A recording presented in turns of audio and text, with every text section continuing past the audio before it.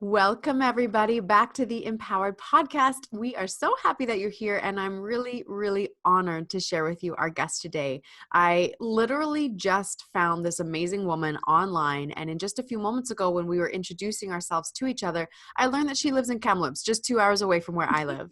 And Elaine is just such, from what I can feel and see and witness from her online and in our few moments of connecting, she is a really incredible, powerful, amazing woman with a mission to spread love and sacred safe space around the world. So I'd love to welcome you in. Elaine, say hello to everybody listening and watching.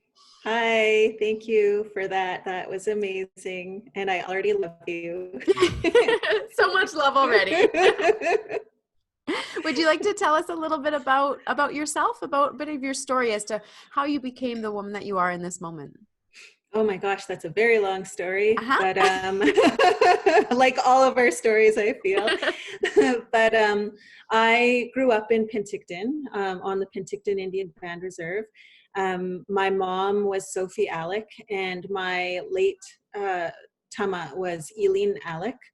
And she was the daughter of Chief Francois, who was also known as Surimt. So if you go into the Okanagan, along Okanagan Lake, there's a Surimt Provincial Park to the left of the highway if you're coming in from the north.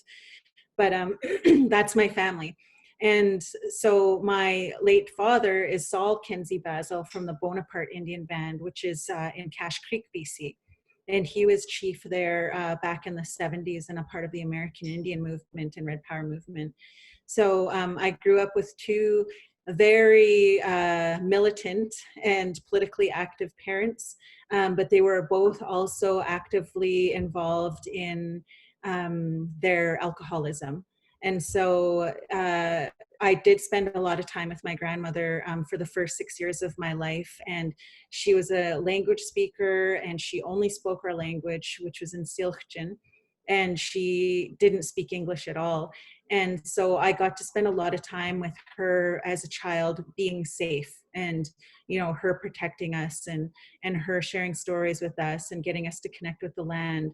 And so I really felt like that was what kept me alive, was her love and her teachings, because on the opposite side of that, growing up with an alcoholic mother exposed me to a lot of different things in my life, including sexual abuse from the age of 4 to 10 to, smoking at 10 and drinking by 12, and then dealing with my own alcoholism and addictions and becoming a teen mom, and then dealing with rheumatoid arthritis and fibromyalgia. And it was just an ongoing thing in my life, and attempted suicide at 22.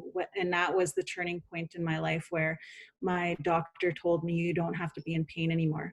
And when he said that, I felt for the first time in my life a glimmer of hope. And I slowly started making changes from there. And then, but even that road was really hard at 23 to decide to try to heal what had gone on in my life. And it took me another 7 years to actually address the pain. So it's been a journey. I'm 42 now, but I wrote this book. I started writing this book 10 years ago, but I didn't actually sit down to get serious about it until December 1st, 2019. And I set a goal to write it by 2020 and have it published by 2020. And it happened. It's available tomorrow. People are pre-ordering it. It's available on Kindle and stuff, but it's just, it's amazing. What is the name of your book? Calling My Spirit Back. Even just that title, Elaine, even just that title brings so much, like that glimmer of hope. To me, that's what it feels like. Reading that and seeing those words is that sense of that glimmer of hope that you can come back home. Your soul is coming back home. Mm-hmm. And I love that. And thank you for taking your journey of pain and trauma and using that as an opportunity to share with others that they can come back home too, that they can be who they are without pain. That what you heard from your doctor, can you talk about just a little bit more about that? What was that really like for you in that moment when you heard you don't have to be in pain? That moment, it was, by then at 22, my rheumatoid arthritis was so bad. I was constantly in the hospital and on all of these different pain medications. And, and the disease had moved into my jaw where I couldn't open my mouth without extreme pain, and it got into my chest walls, and it felt like I was having a heart attack. And I couldn't hug my son, who's 25 now. I couldn't brush my own hair. I was just in this huge amount of pain, and I felt like I was no good to anybody. I felt like I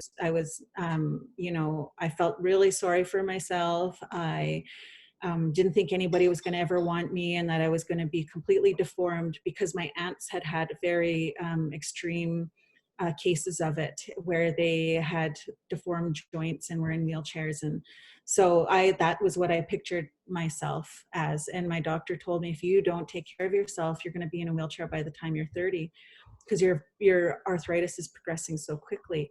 And so that's what I thought. I thought I was going to die. I thought I was going to have a heart attack. I thought, my quality of life was never going to be good.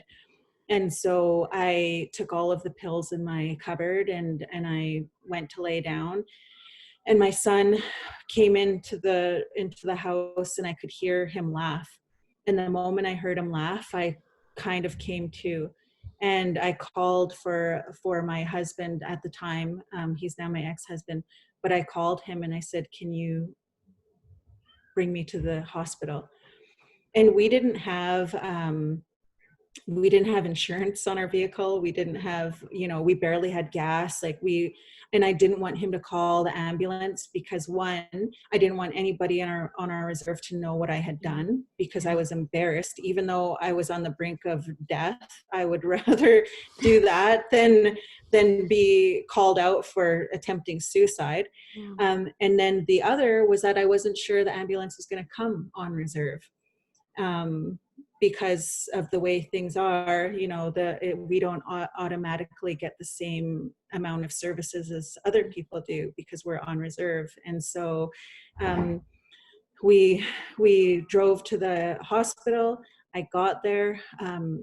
They did a whole bunch of stuff to me, and I fell asleep, and I came to in the morning. And that was when my rheumatologist had come, and I had fought with him the whole time. And I thought, you have no clue, who I am or what I've gone through. And you're just some old white guy who doesn't understand me at all. But when he looked at me like that, and he saw me, he saw my pain. And when he said, "You don't have to be in pain anymore," it was the way he said it and looked at me, where I knew he was not just talking about my physical pain. And so that was it. That was because I had been such a raging alcoholic up until that point, because my mom had had her stroke when I was 19. And that was when I went off the deep end. I was like, that is it. I don't believe in God. I don't believe in spirits. I don't believe in anything. I'm just so angry, and this is it. And then I was diagnosed, and then I was like, this life sucks. And it was just a really dark place. And so there was no hope, no faith, no love, just this self-loathing and self-hatred. And so when he said that and he looked at me, that's all you need. That's all you need, is just that one little glimmer of hope. And when I share my story, I feel if I can just give that one little tiny piece of hope, that I knew that's what saved my life. And it was a little shift I needed to start working towards something different. I am so grateful that you listened. Thank you, Elaine, for sharing your story so openly. I'm finding that there's a little bit more of this occurring in the world right now, which I think is really important, because while everybody's story is very different, I think everyone who's listening and watching can relate in some way to that feeling of hopelessness, and of there is no hope, there's no future, there's no possibility of what I truly want to happen. Therefore, what's the point? And for you to go through such a dark time at such a young age gives you so much space to continue sharing your gifts now. Now that you've come into this woman that you are, you have so much beautiful time to be able to keep sharing with your children, with your community, with me in this community, with everyone else, in a way where you are now. All of the work you've done to become who you are now, I see right now, is just this beautiful gift. What did it take for you to become who you are now from that dark place? It took rigorous honesty. Oh, It was a lot of reflecting on, it was a lot of reflecting on the things that had hurt me yeah, and feeling the feelings with it. Because I did not know how to have feelings. And so that was something that I I really struggled with and had to work through because growing up, you're not allowed to cry over that. Don't make a big deal out of this. We're not emotional. Don't, that's a long way from your heart. And, yeah, just really suck it up. Just suck it up and move on. And so that was ingrained in my head and how I reacted to things. And so to actually feel my feelings, especially when I decided not to drink alcohol to numb my feelings anymore, that was when everything started coming to surface. And I had no clue what this was. It was anxiety. It was not being able to breathe. It was being, you know, I felt very powerless and out of control of whatever was happening. And then I found out it was feelings. And, the first little bit was like crying and sadness and anger and hurt. But when I started going through that, I also realized that, oh, what else? What's this other feeling? And that feeling that I had to connect with, that was the hardest for me to connect with, was love. I'd never felt love for myself. I never felt love from anybody. I never felt safe. And for me to be able to tap into that, I had to think back to one of the times when I felt that. And that was the moments with my Tama, the moments, laying with her in her bed and she was rubbing my back and singing me songs and telling me stories. That was when I felt safe. That was when I felt love. And to be able to feel that again and yeah. bring it into now and hold on to that, it's something that's become a part of me, but it was something that I really had to work toward, like work to keep it with me, because I don't naturally love myself. I don't think anybody does, with the way things are nowadays, but you really have to work to feel that, because if you don't, you expect other people to make you feel it, and then you're never happy and you're never fulfilled and you feel unloved or unlovable. And so that was the biggest part, was really connecting with the love piece for myself and being honest about those feelings. Yeah. Yeah. I find self-love is one of the most almost like elusive sensations for individuals, because we all know that we're supposed to have it. We all know that we need it and that that's what we're desiring. But it's just so common to look outside of us for that, as you're sharing, just looking for that external validation, external love, external appreciation. And even when we get that, while it may feel good in the moment, it's not serving our core desires. It's not serving the truth of who we are. And the way that I see it is, I believe that we're born completely capable of love and loving ourselves. And I think that we these layers come over top of it to the point where we can't even see that it's possible anymore. And the work, from what I'm hearing from what you did, and the work that I've done and that I help others do, is peeling back those layers so more of that truth can come through, that light within, that soul, that heart, that love can be felt finally. And how fascinating that in all of those feelings bubbling up and how uncomfortable it was, the one that was the most challenging was love. And so what's the purpose of this amazing book that you're bringing into the world? So the reason why I wrote the book, I've wanted to be a writer my entire life. And um, one of the hardest, I'm just going to stop for a second because I just realized my computer is at 5%. Oh yeah, grab your charger. All right, we've got full juice now. We're good. Okay. So where was I now? Talking about the purpose of this Oh, amazing book you're bringing yes. into the world. Mhm. So when I started writing it 10 years ago, I'm so glad I didn't write it 10 years ago, It was in a different, I can understand where you're coming yeah, from with that. totally. It would have been a completely different story. Hmm. There was a lot of things I left out. But this past summer, I did a tour across British Columbia, visiting 12 areas of our province, talking to individuals about missing and murdered Indigenous women and girls, and creating safety for Indigenous women and girls. And it was more than the what can we do better. It was work that I had done with the Ministry of Public Safety and Solicitor General. So it was beyond what can we do better, what can government do better, what can communities and leadership do better. Just I wanted it to be beyond that, because we have over 3,000 recommendations over the last 20 years that clearly state that there's systemic bias and racism in our systems, and it hasn't been addressed. And so I wanted something tangible for us to work from, and something tangible that we could actually start implementing right away, as individuals, as family, as communities, as organizations, as governments. What could we do now? And so we asked really tough questions. We asked the questions around, we know that there are still perpetrators within our own families and communities, but we don't say anything. And why is that? And how are we going to address that? We know that our families don't feel safe going to RCMP. So where are we supposed to go, and how are we supposed to address this?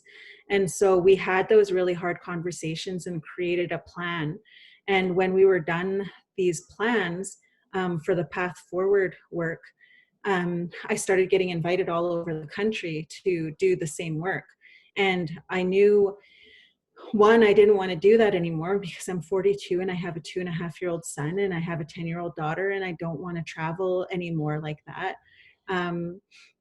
I do every once in a while, but it's not something I want to do all the time. And I also knew it wasn't my place in some spaces, because I utilize my teachings, my language, and where I'm from. And so, and I knew that we have the capacity in our communities to have these conversations. We just need the support and resources and how to do it. And so it went from wanting to write a book to feeling a responsibility to write this book as a resource for people to cultivate safe space in whatever work that they were doing, whether it was for themselves or for their work or for their business or for communities or with government. This book was specifically for that. And as I started working through it, I ended up sharing my book with a young woman who I had met along my journey, who was so excited she had hit 9 months of sobriety. And I said, I mentioned you in my book for a second. Can I send it to you? It's still in draft. And I sent it to her. She got back to me in 2 days and she said, I love it. It changed my life. I left my abusive relationship, and I know I can do this. And when she said that, I knew I had to get the book out in a different way. And that was when the name of the book changed. That was when I decided that I was going to put my face forward and start promoting the book, and not just rely on universities and planning institutes to support the book, but that I wanted to get it out to the general Canadian population. And when that happened, everything just shifted, and everything has happened. And there's this awakening, with so many people, and so many people wanting to have difficult conversations. And I didn't plan my book to come out during this time. But one of the greatest learnings I've had since doing this was, my experience was in my first day of school, I was tripped and called an ugly squaw, a dirty Indian, a wagon burner. And I heard that my entire life. And I grew up thinking I was ugly, thinking I was dirty, thinking I was stupid, thinking I didn't belong, or that I shouldn't exist as an Indigenous person in this world. And I've experienced racism my entire life. And my daughter started experiencing it at 10 at school. people started making comments that I don't think they knew was racist. They were her friends. They always treated her a little bit differently, and then it came out. Comments started coming out, and we realized it was racism, and that was heartbreaking for her.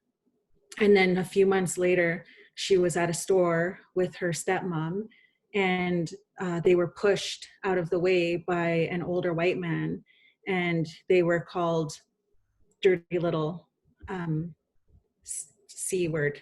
And she was devastated again. And I remember sitting there with my husband, and we were just so didn't know how to deal with it. And I said, you know, we deal with human rights and we do this work in so many different arenas as part of the work we do, but it's different when it's home, and it's different when it's your own child. And I said, I don't even know what to say, because I don't want to tell my daughter that she's got to get used to it, that this is our life, this is our reality, that she's got to get used to it. And so, you know, I had no intention of this book picking up outside of these communities or people already in this area or within my own communities. That was all I had. Like, I expected maybe it would pick up a little bit of steam or be recognized a little bit, but not at the extent it's been right now.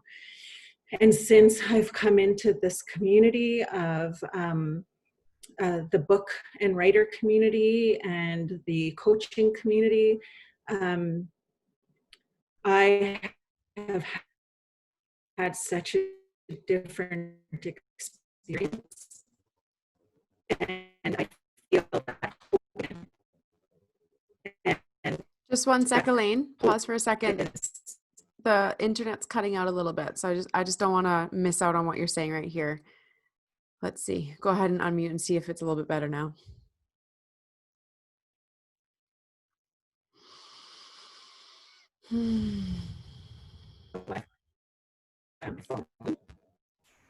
Are we back?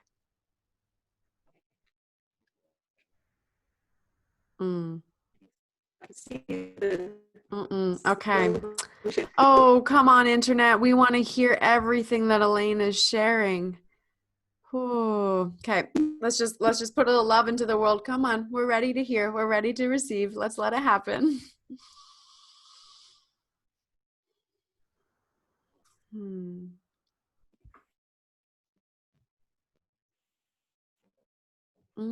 Funny. I wonder why the internet is cutting out just now. Well, one thing that while we're just waiting, while we're waiting for the internet to find its way back to us, one thing that I want to share from my perspective, and Elaine, as soon as we can, we'll come back to you sharing everything. In my heart, I believed that being Canadian meant that there was no racism. I believed that to be true, that there's no, that we are Canadians, we love everyone. And I think that was definitely me in a sense of being naive, in that I can think now, like, I have heard some racist comments. I know of some people that are likely a bit more racist than others. So I'm aware that I am actually aware that it's there, but hearing your story of your daughter and knowing that is happening in present day time right now, and that is a part, and that is, you live basically in the same place that I do, and knowing that is present right now just breaks my heart. And the thought that you even have to consider, how do I have this conversation with my daughter about, well, this is our life, because of our incredible culture, we now are treated this way. That's not even an option, and yet for you it is. And that my heart is just, it sucks. It sucks. I'm sorry that that's something that you are going through now and have been going through your entire life, and for generations and generations.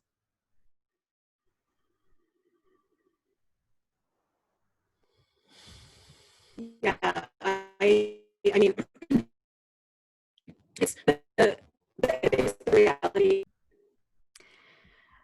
Okay, everyone, we are back. We're having a bit of an internet malfunction, but we're hoping that we can get some of Elaine's beautiful words and wisdom coming to us again. So, Elaine, I don't even remember where you were, but you were sharing about your book and the purpose and your story of your daughter and what she's been going through and what you've been going through in your life through racism, and how important this book is to serve all.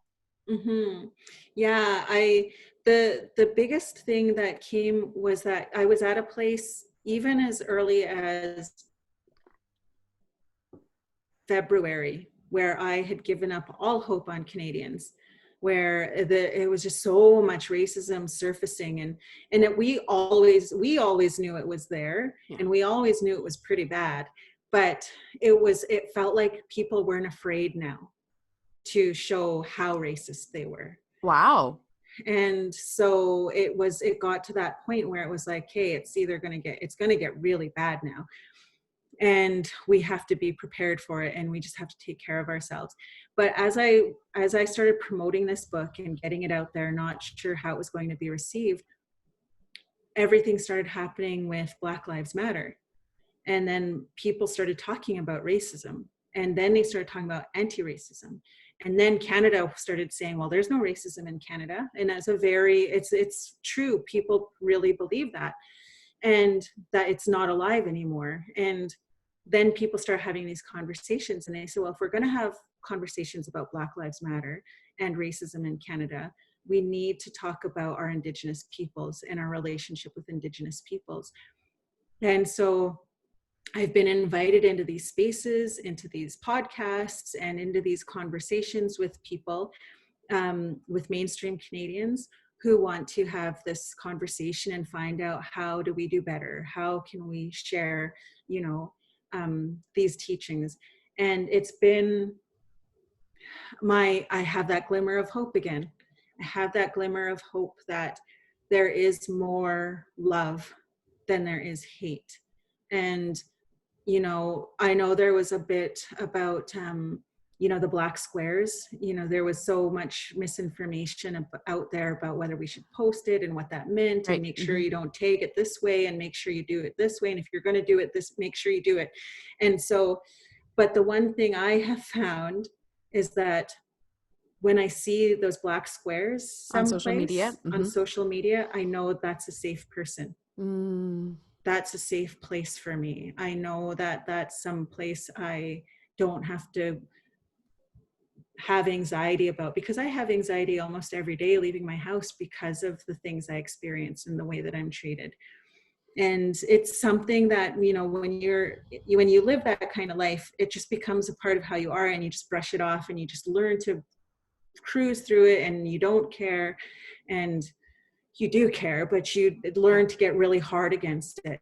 Yeah. And since I've been working on my vulnerability and being emotional and having feelings, it's been hard for me because I can't put that wall up and not care. And so I have to feel it, and that causes me anxiety. And so we moved to Kamloops 3 years ago from Penticton, and I had to recreate safe spaces here. And we've moved 3 different times in Kamloops to different parts of Kamloops. And I find myself going back to the other side of town, 20 minutes to the other side, because I've created safe space there where I don't have to worry about the way I'm going to be treated if I go into that store.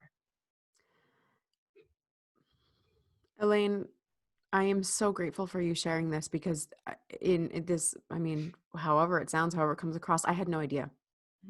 I had no idea that you and I could be having this conversation, just, connecting. And this is something that you are experiencing every single day.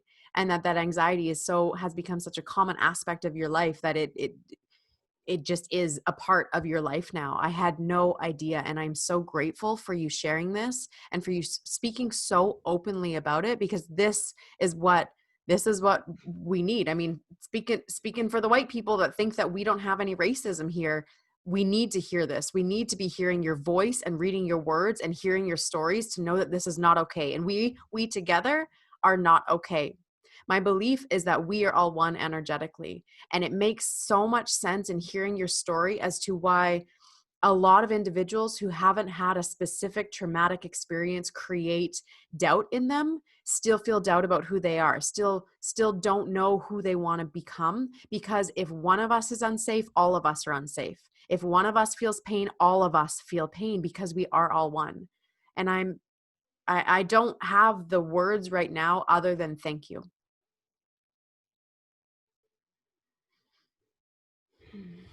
Thank you. Yeah, I didn't realize, like, I know the power in sharing stories and getting vulnerable. And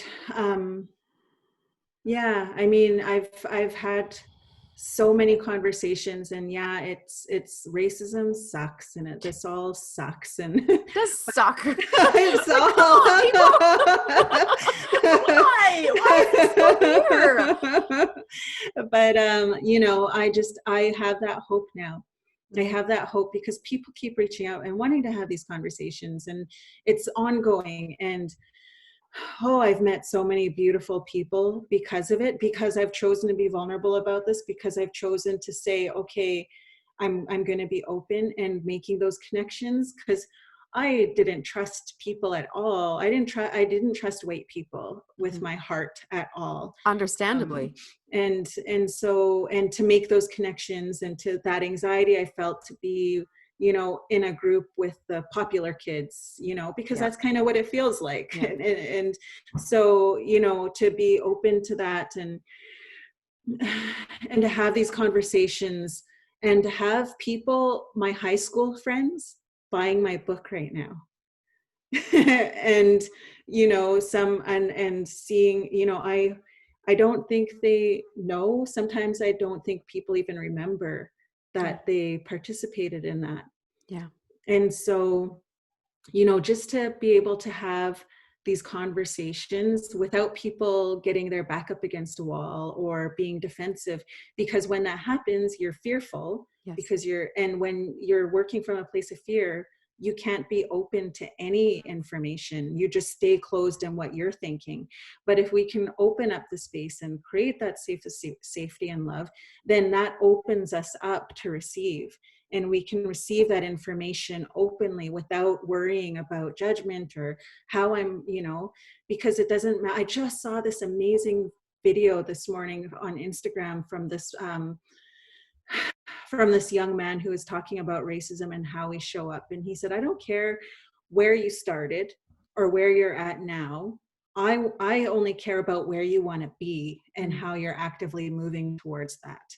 And that was it. I said, yes, we have to appreciate wherever people are at in their journey and love them where they are at. Yes. Because we're all on that journey of getting someplace, and even judging us right now isn't fair, because we're still working towards something else. So That's what I fascinating. feel. I had that same thought this morning, that as much as our stories are a part of who we are, our past almost doesn't matter. It does, but it almost doesn't matter. And it's all about where you desire to go, who you desire to be, who you desire to embody into. And I believe, and I hope that every one of you watching and listening want to create change in this world that we live in, so that every single one of us can walk out the door of our house and feel safe. To me, that is very important. And you are awakening something very deep within me that I was ready to have awaken. And it's hitting a lot deeper than it has I can feel it in my lower chakras. I can feel this activation occurring just from this conversation. And I don't know what's going to occur from that, but I know that there's some rumbling occurring within me that's going to continue to grow and grow. And how can we get your book? How can we learn from you? How can we read your words, learn more of your story, and begin to stand and take action against this terrible injustice, this disgusting shittiness that seems to be in the world right now? Well, my book is available through my website. So you can go to www.elainealec.com, and I've got links there to different ways to access it. A lot of people have asked me, how can I get your book without going through Amazon? Oh, yeah. So my book is available 39,000 different booksellers. So if you request your local bookstore to order it in, they most likely can order it into their bookstore. Oh, So you that's can awesome. support And local. that supports local as well. I love that. Yeah. Okay. Yeah, so there's a few different options to access it. I do have different, like right now you can buy it on Kindle. It's available on iBooks. Like there, you can get it right now. Tomorrow, it's opening up for ordering. You can order it and it should be shipped to you within 10 days. Um, so yeah, we're hosting my virtual release party on Sunday on Zoom, and it's free. People can go to my website and register through that.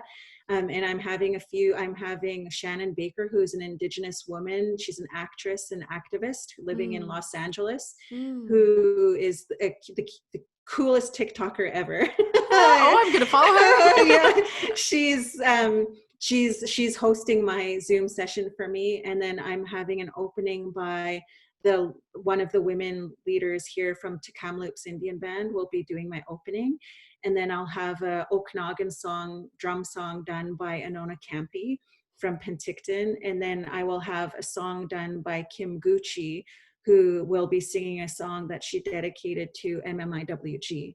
Mm. And then we'll open up the conversation, and I'll have 3 book reviewers kind of share how they experienced my book from different perspectives. One is a Métis woman who helped me edit the book, who works for government. Another is my cousin, who is a university student who is looking at it from all aspects. And then another is a woman named Nana de Mello. Mm. She's originally from Brazil, who is a spiritual teacher and coach as well. So I wanted some different perspectives from people on how they read my book. So, and then I'll have questions and a giveaway. So. Oh, that sounds like so much fun. I love that. I love that. And that's such a great idea, especially in these times right now. I actually have my first book coming out in November, and the intention was to have the Empowered Woman Conference in November at Sun Peaks, and I'm just not sure if that's going to happen because I don't know what we can do in person. So, so incredible what we actually can do virtually and how much community we can create, especially you collaborating, so many individuals coming in to bring their love and their gifts into this experience. It sounds so fun. Um, I will make sure that in the show notes and everything that there is access to your website. Um, do you still give talks and workshops? Yeah, I do. I actually have a planning company called Alderhill, and I still do a lot of work through that. We do a lot of work with government and communities. But I also do cultivating safe spaces workshops and vicarious trauma and resiliency training for frontline workers, especially those working during COVID. Okay. And so I did a 3-person session last weekend just to test it out in person, social distancing. It was very strange. Mhm. Um, I have been doing half-day sessions online, and I found you can create safe space online, and I did not expect that. So it's been a really cool experience. Amazing. Okay, good. I have a feeling there'll be a few people listening or watching that are going to be exploring that with you. So that information's on your website, right? Yeah. Perfect. Okay.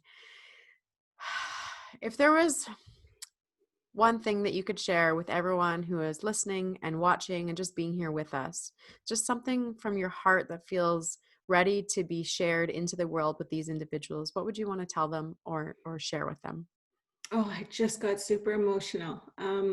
The one thing I want to share is that what you're doing at home with yourself and what you're doing with your children is going to make the difference for my daughter and my son.